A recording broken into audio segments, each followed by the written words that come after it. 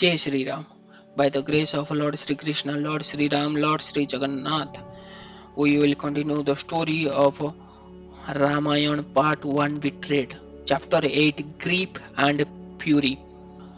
If you not watched the previous chapter or previous video, please go to the playlist and watch all the previous chapters so that you can connect the story of Ramayana and you will understand the chapter 8. So the chapter 8 is starting like this. After Ram agreed to depart from Ajodhya to the forest for 14 years, he went to Kaushalya um, palace.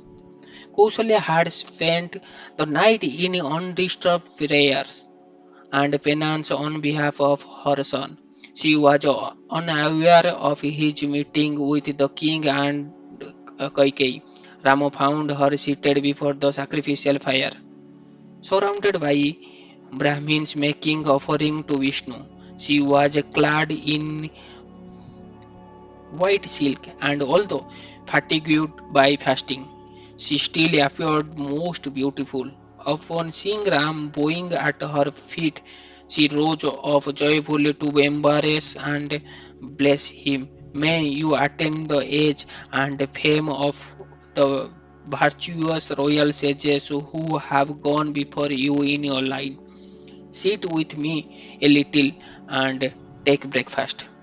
Then go to your father, the ever truthful monarch, for today he will install you as the prince regent.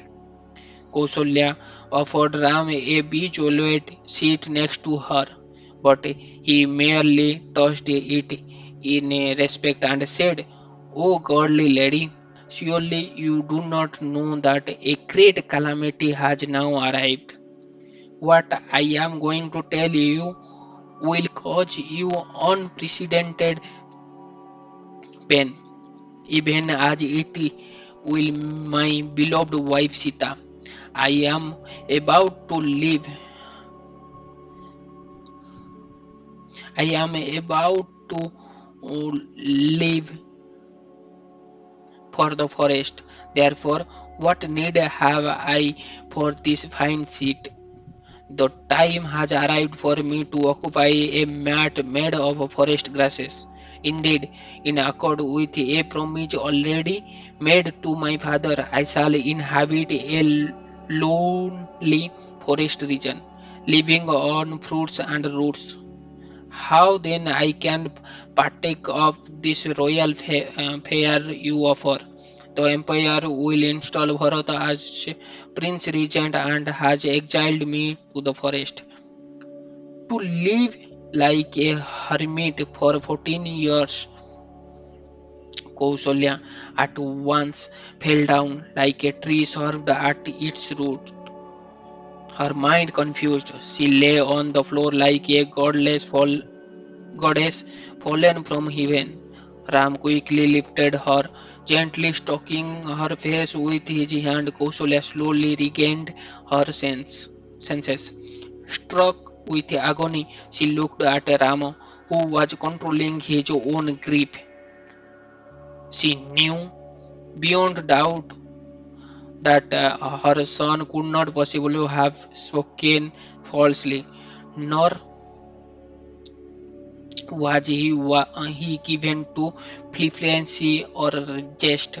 His words were certainly true, and they pierced her heart. Clasping Ram's hand in her, she spoke in a choked voice. For a long time I suffered the terrible pain of being childless. Oh, beloved son, surely the feeling of being without issue is a grief that consumes a barren woman. Before you birth, every effort your father made to please me was futile. O Raghava, for I longed only for a child. Your birth ended that pain, but now I fear that an even greater suffering has arrived. Kausalya could not bear the thought of separation from Ram. She held with tightly as she spoke. Separation from you will rend my heart into two. That pain will be compounded by the cruel words of a junior wife. What could more painful for a woman? Unending grief and lamentation has become my lot. Even with you by my side, I have been despised.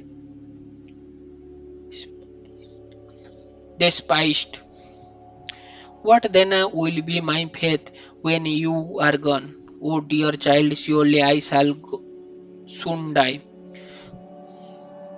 Kaushalya thought how she had always been neglected by her husband in favor of Kaikeyi. With Bharata enthroned, she would be entirely abandoned. For 27 years, she had watched Ram grow to manhood, awaiting the day when he would assume the throne and end her woes.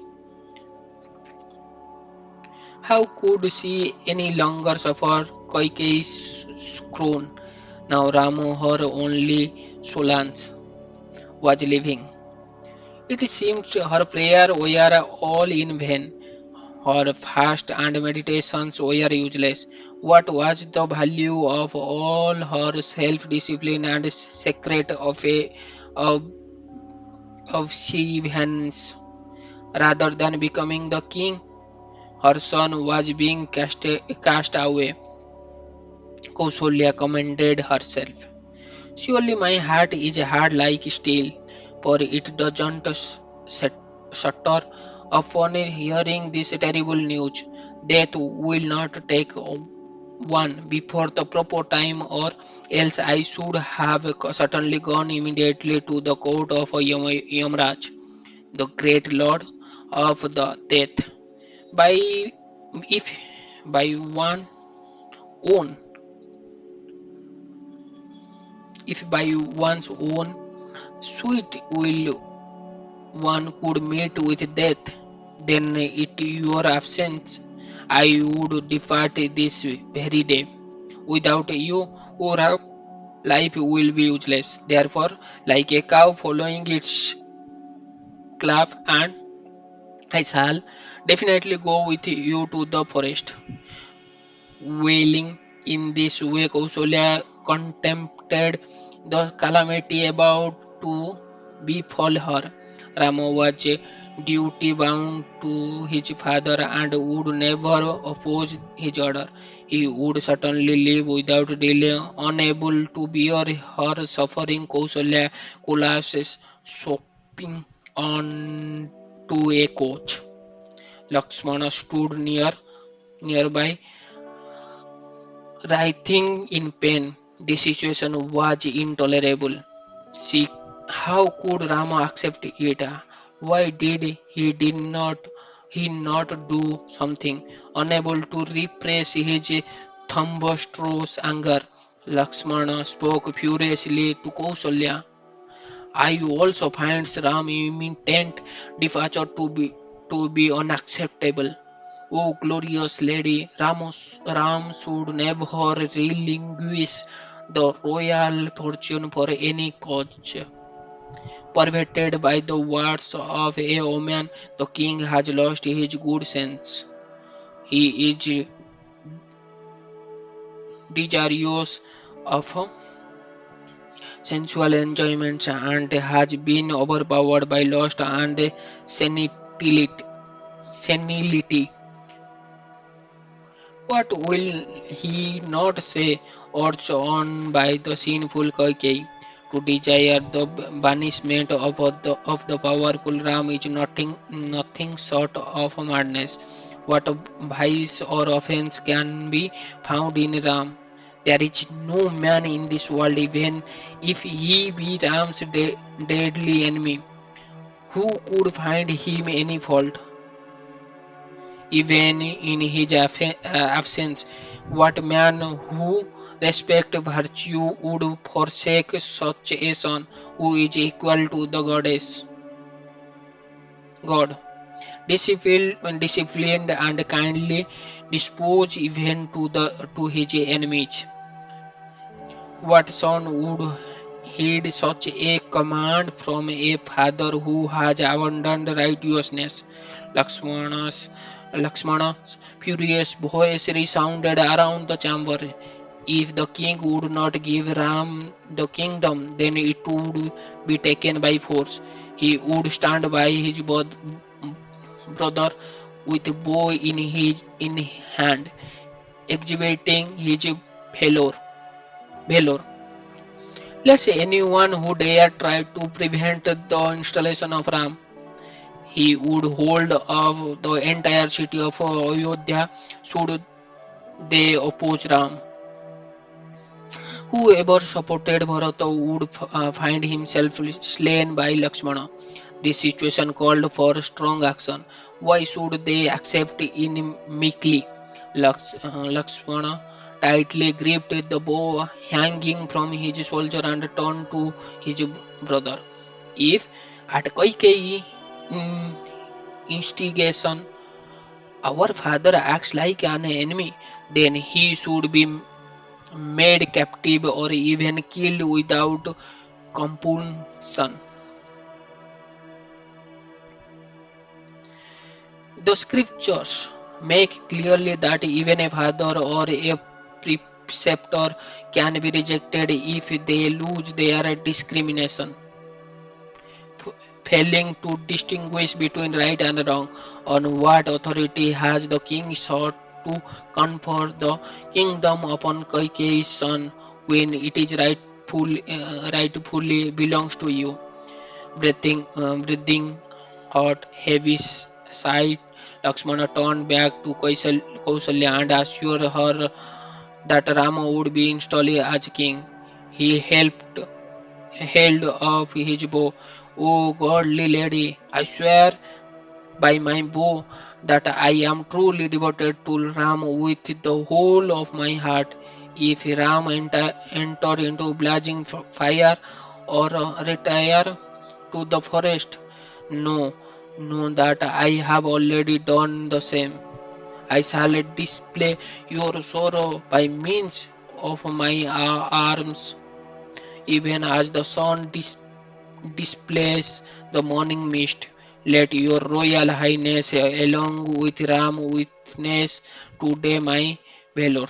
I shall kill my aged and wretched father, who, as a result of senility, has entered his second childhood in Kaikeyi associations." Lakshmana stood blazing like fire, yet Rama remained calm and composed. Kausalya, weeping, spoke to her son, "Having heard your brother Lakshman, who has raised pertin- pertinent and proper arguments, consider now what ought to be done. You should not obey the unjust command of Kaikeyi, leaving me here to grieve." Kausalya knew Ram would act only according to moral laws.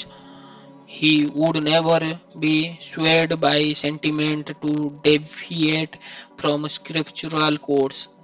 She called upon Ram as his mother. "Dear son, do I not deserve the same obedience as you offer to the king?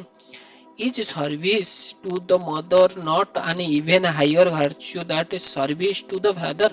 I cannot allow you to live, nor could I live in your absence. If you live, I will take a vow to fast until death. You will then be guilty to killing your own mother." The queen cried piteously, trying again and again to convince Ram not to leave. Rama burned with anguish to hear his mother, her express her feelings, but keeping his mind under control. He spoke to her in a gentle voice. "I do not feel able to follow my father's command, and therefore I wish to enter the forest. The order of one's father is no less than the order of the Supreme Lord. It cannot be transgressed if one wishes to acquire virtue in this world. The king is not ordering to me to do anything sinful. By obeying his command, I shall be following the path of the morality, which has ever been followed by pious men. I only desire to do what is right, never otherwise. For as long as one does the binding of his father, he is never overcome by evil. Rama turns towards Lakshmana and admonished him, speaking in soft but firm tones. I know your unsurpassed love for me, as well as your strength of arms, which cannot be easily withstood. O noble prince, my gentle mother doesn't deeply understand the import of a morality and is thus expressing great agony. My father's command is rooted in righteousness and is therefore worthy of being obeyed. Indeed, I have already given my word to honor in his order. I cannot break my pledge. Since I have been commended by Kaikeyi according to my father's promise, O valiant prince, how can I, knowing well the path of pity, neglect that command? Therefore, give up this unworthy thought of overthrowing the king.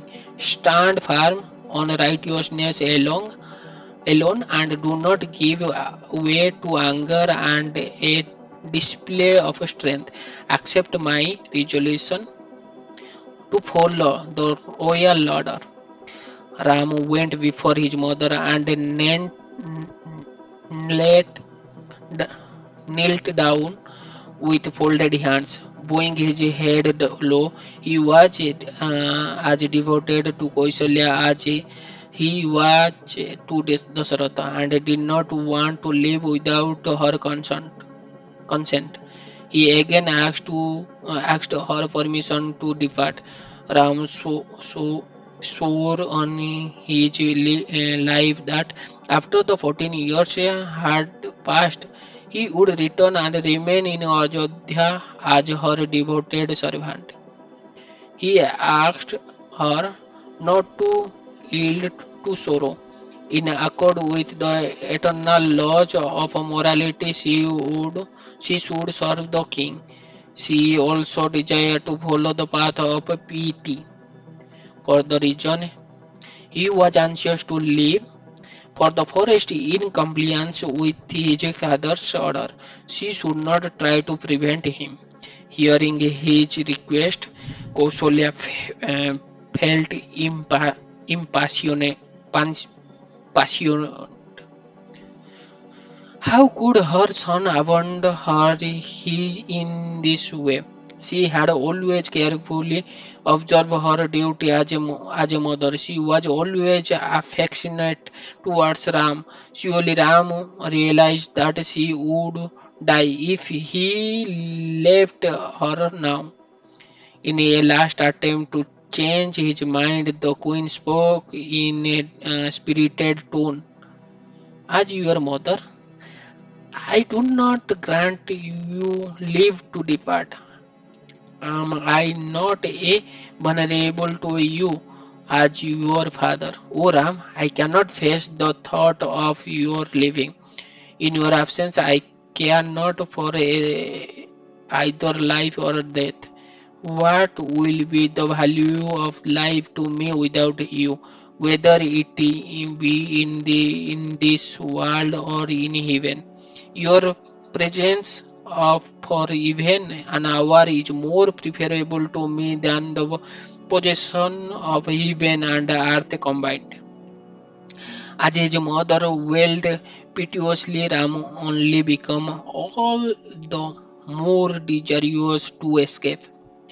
even as a lordly elephant would want to escape when surrounded by man goading it with fair bands towards a trap. Fixed in his determination to do his duty, he replied, I feel that both you, my dear mother, and the powerful Lakshmana have not properly understood my mind.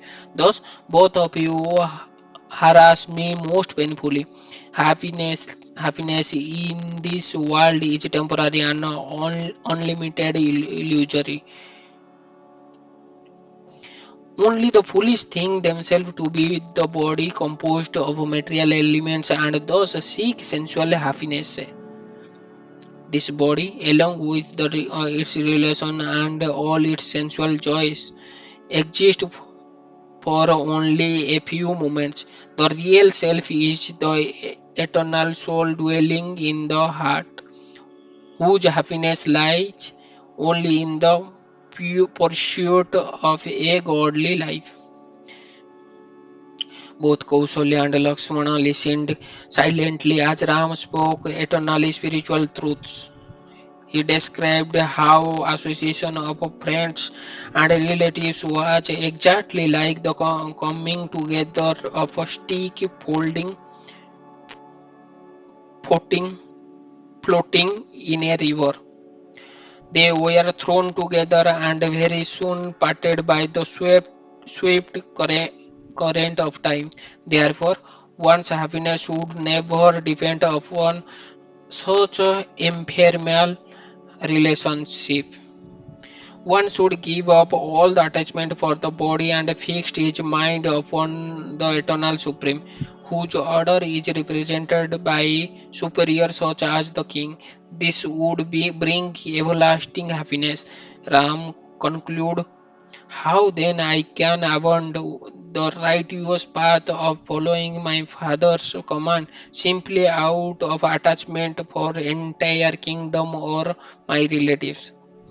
Ram, Ram reassured them that he was not at all disturbed to be leaving for the forest. He responded to the suggestion that Dasharatha was acting against the code of morality. The king has addressed to virtue even at the cost of his own desire and happiness.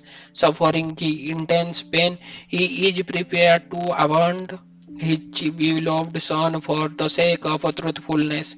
My dear mother, it is he who is always with shelter and means of happiness in both this and the other world who would you should therefore remain by his side and serve him. Praise grant me living to go to the forest. I shall never accept the rulership of the earth even on righteousness. Ram stopped speaking and approached the anguished Lakshmana, who was still incensed with his father and Kaikeyi. Lakshmana stood with his eyes open wide in rage. Like an infuriated elephant, Ram gently restrained his devoted brothers. Control now your anger and grief.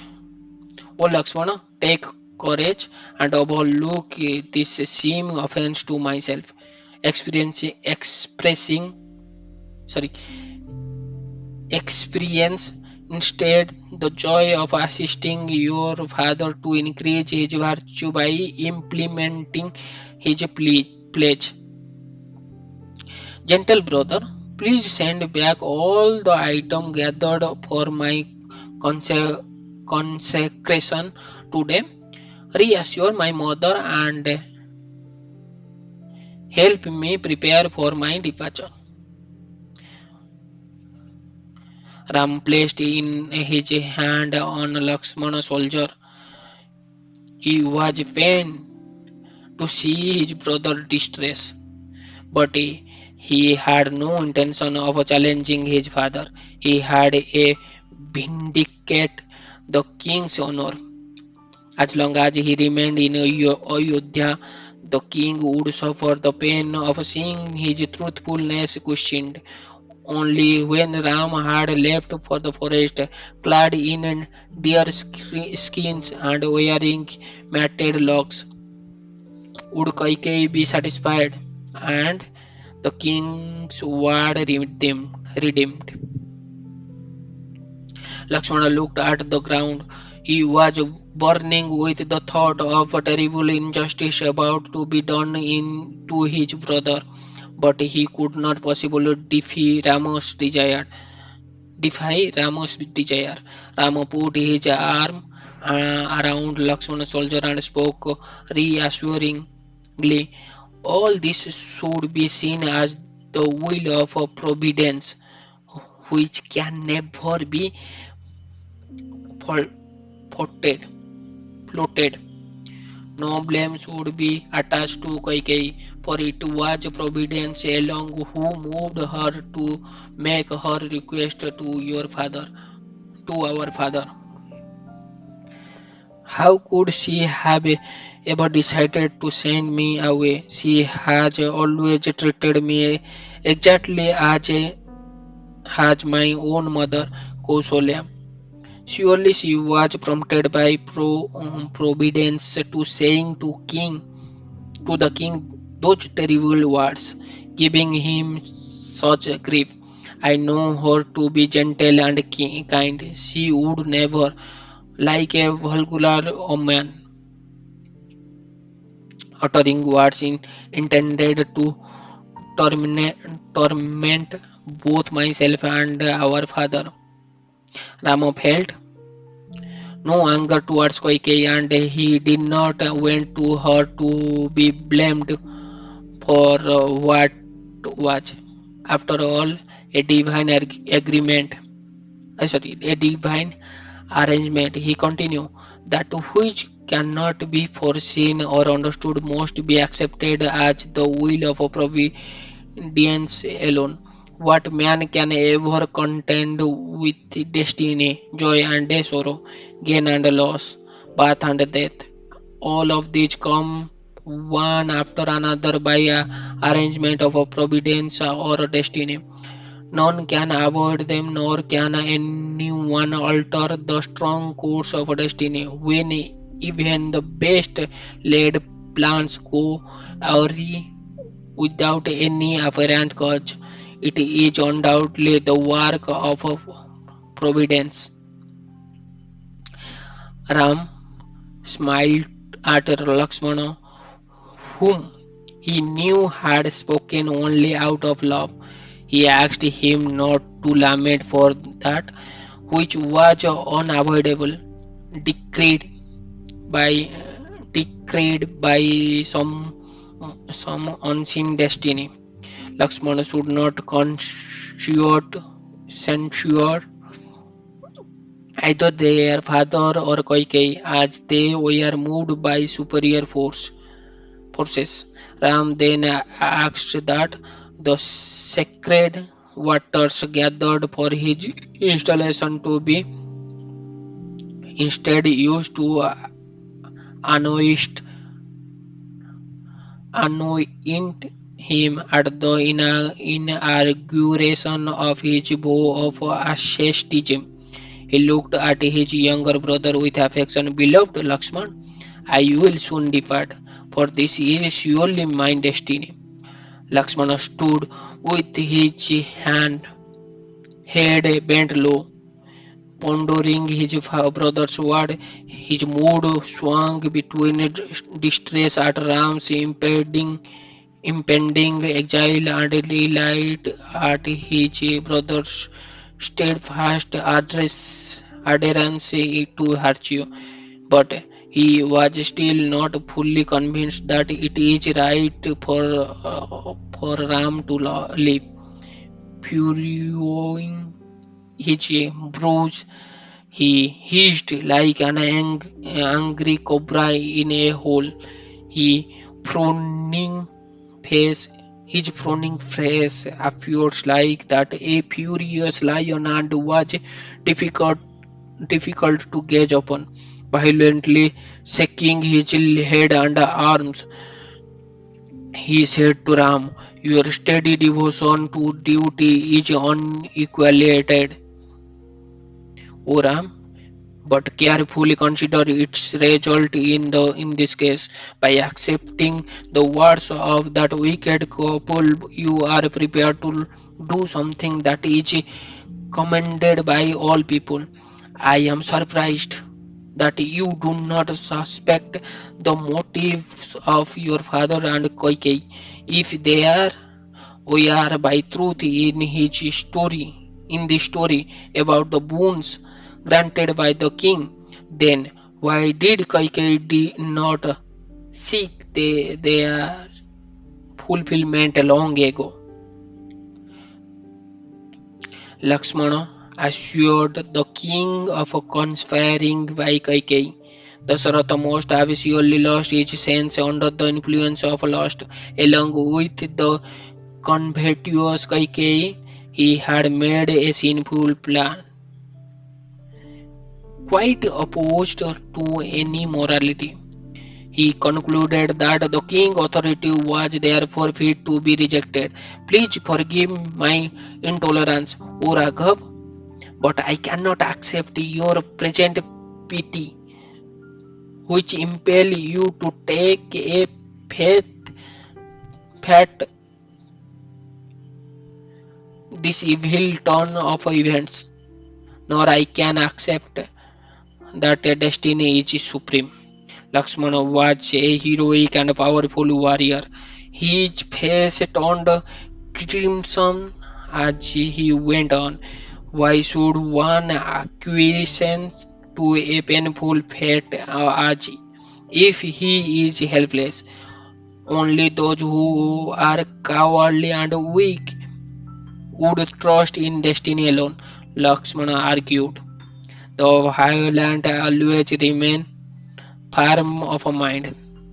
They never become disheartened when their purposes are thwarted by fate.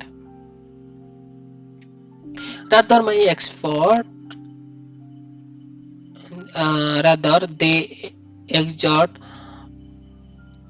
themselves with all power." Lakshmana stood before Ram with his bow held high. "Today you shall see me rushing at the enemy like an uncontrollable king as king of elephants. Not even all the gods united to get together will prevent your consecration today. Those who support your exile will find themselves either deprived of life or sent to the forest. I will dash the hopes of your father and Kaikeyi, of our father and Kaikeyi.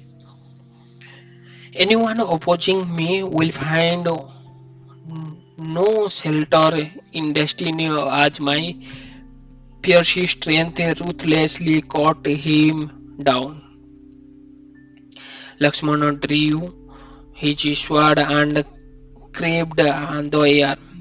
He gave fully vent to his rage. The right time for Ram to retire to the forest had certainly not arrived. He should rule the globe for thousands of years. Only when his own son were ready to take his place should he leave for the forest. That was the proper course of virtue. Lakshmana seemed about to consume the earth as he spoke. "If you fear connoisseur for the seemingly sinful act of rejecting father's order, you should not worry. I shall personally guard you in every way and forcibly repel all those who object to your accepting this kingdom, even as the coastline hold back at the ocean. O Ram, allow yourself to be installed today.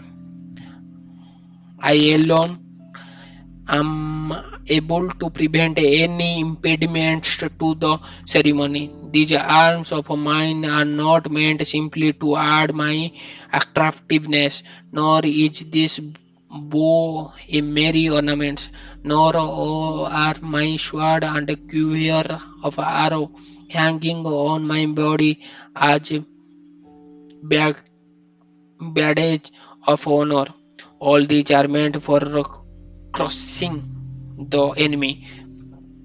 Today, you will see arrows released like instant showering of rain. You will witness my sword flashing like a head of a hero, flashing like lightning as it cut down all those who stand before me. The earth will thickly covered with the arms, legs, and heads of heroes. Hand down my sword, enemy will drop like so many meteors falling from the skies. While I stand on the battlefield with uplifted weapons, how can any man alive be proud of his strength? Today I shall demonstrate the king's helplessness and establish your unopposed sovereignty. Tell me, which of your enemies should this day be deprived of life, fame, and relations? Instruct me how to proceed so that this wide earth will be brought under your control. O glorious Lord of your race, I am here to do your bidding alone. Rama wiped always his brother's angry tears. He knew Lakshmana was only speaking out of his devotion to him. Lakshmana knew that ultimately he had to follow Rama. He knew Ram could not possibly act against a religion or morality, nevertheless, in his pain, he expressed his powerful feeling. Rama perfectly understood Lakshmana's mind and he comforted him. O gentle brother, you should know I am firmly obedient to my superior command. This is the path trodden by the righteous. Be firm and control your grief and anger. That will be most pleasing to me. Kaushalya realized her son was unshakable in his determination to obey his father's orders. Tears streamed down her face. Who could believe this was happening? Ram, the dearest son of the empire, was being exiled to the dangerous jungle. How could the pure-minded and gentle boy live in such a fearful place? Destiny was surely supreme in the world where one like Ram must retire to the forest.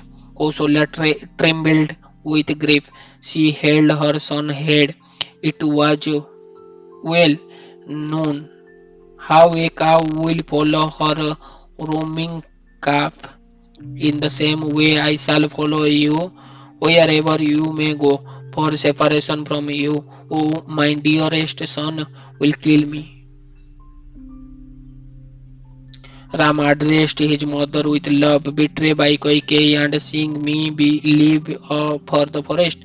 My father will surely not survive if he is always abandoned by you. Oh godly queen, it is a sheer cruelty for a woman to desert her worthy husband. That should never even by contemplate.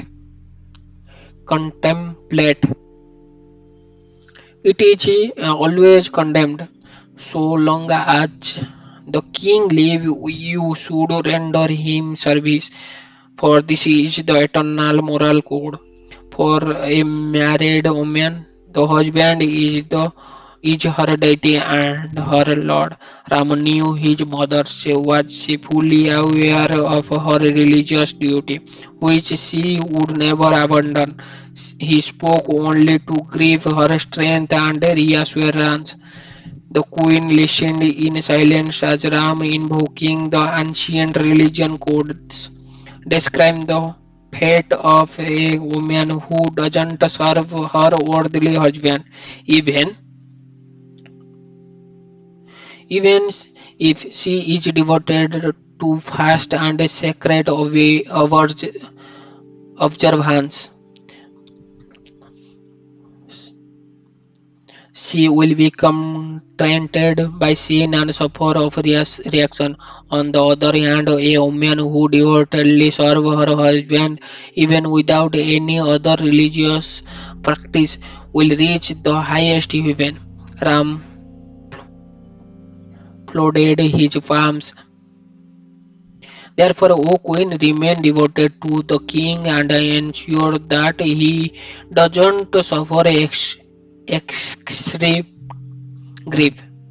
Excessive grief. Leading a holy life, bide the time until I return. When you finally see me duly installed as a king and dedicated to your service, you shall achieve all that you desire. Although dismayed at the prospect of losing her son for 14 years, the pious Kaushalya nevertheless felt delighted to hear his admonition. It was clearly she could not change his carefully considered resolution to depart. Binding by her tears, he said, "Go then with my blessing, O heroic son. May good betide you always. My misery will end only when you again return from the forest and offer me words of consolation. If you only that time we are already arrived, live now with a steady mind, dear Ram, following in the footsteps of the righteous. Repay your debt to your father." Still in the grief of sorrow, Kausalya began to worship the gods in order to invoke divine blessing for her son, praying to each of the principal deities and asking that they guide Ram for all dangers.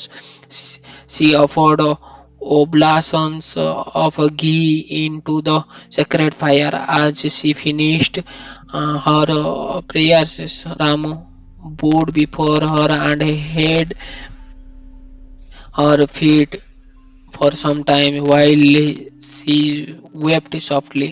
Embracing him tightly, Kausalya said, "Please live in peace, my child. I accomplished I accomplish your purpose. When at last I see you return, as one would see the full moon appears above the horizon, all my sorrow will be gone. Only when I see you ascend your father's throne, wearing the crown and clad in a royal robes, will my heart desire fulfilled. May all the gods protect you as you rejoin in the dreadful forest. Depart now, O Raghav, I wish you well." Rama took leave of a grieving Kausalya, who followed after him with her tears. He went out of apartments feeling agony. Lakshmana, who had resigned himself to accept Rama's determination to depart, followed close behind. So, in this verse, it is clearly explaining the the unconditional love between a mother um, and the children. And again it is defined how Rama agreed to depart to the forest on Dasaratha's word. So this is the way we need to follow, which is followed by Lord Sri Ram. Jai Jagannath, Jai Sri Ram. If you like this video, please like, comment, subscribe, and share to your friend.